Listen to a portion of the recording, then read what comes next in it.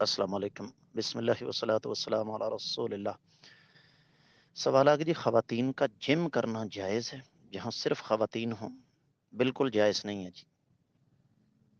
کیوں جائز نہیں ہے؟ قرآن کہتا ہے وَلَا تُلْقُوا بِأَيْدِيكُمْ إِلَى التَّهْلُكَةِ، اپنے آپ کو ہلاکت کے حوالے مت کرو۔ سب سے پہلی تو بات یہ ہے کہ یہ جو لوہا ہوتا ہے نا، خواتین تو خواتین، میں مردوں سے یہ کہوں گا یہ بے وفا ہوتا ہے، اس لوہے کو چھوڑ دیں۔ جس کا سب سے بڑا ثبوت یہ ہے کہ کسی ایسے نوجوان کو دیکھیں جو پہلے باڈی بلڈنگ کرتا تھا اور اب اس نے چھوڑ دی ہے، اس کا جسم دیکھیں، ایسے لٹکا ہوگا جیسے کہ مریل، کوئی مریل انسان ہوتا ہے۔ پہلی تو بات یہ ہے۔ دوسری بات یہ ہے کہ خواتین کے لیے بالخصوص جم تباہ کن ہے، اس لیے کہ عورت کا خمیر اٹھا ہے نزاکت سے۔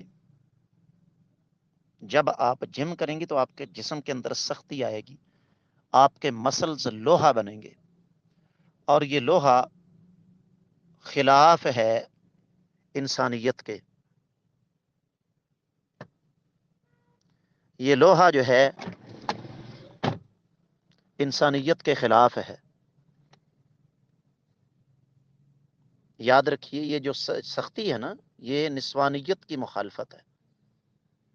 عورت کی شان یہ نہیں ہے کہ عورت سخت ہو، ہارڈ ہو، اس لیے کہ کائنات کے امام صلی اللہ علیہ وسلم نے فرمایا تھا رفقاً بالقواریر۔ اپنے صحابی کو نبی علیہ السلام نے نصیحت کرتے ہوئے فرمایا کہ یہ آبگینے ہیں، ان کے ساتھ نرمی سے پیش آنا۔ پھر اس کا ایک تیسرا بڑا خوفناک پہلو ہے۔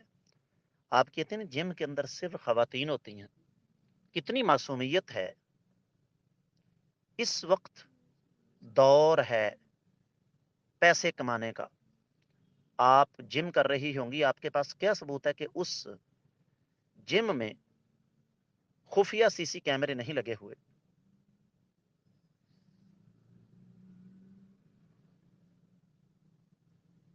آپ کے پاس کیا ثبوت ہے کہ آپ کی وہاں مووی نہیں بن رہی ہے؟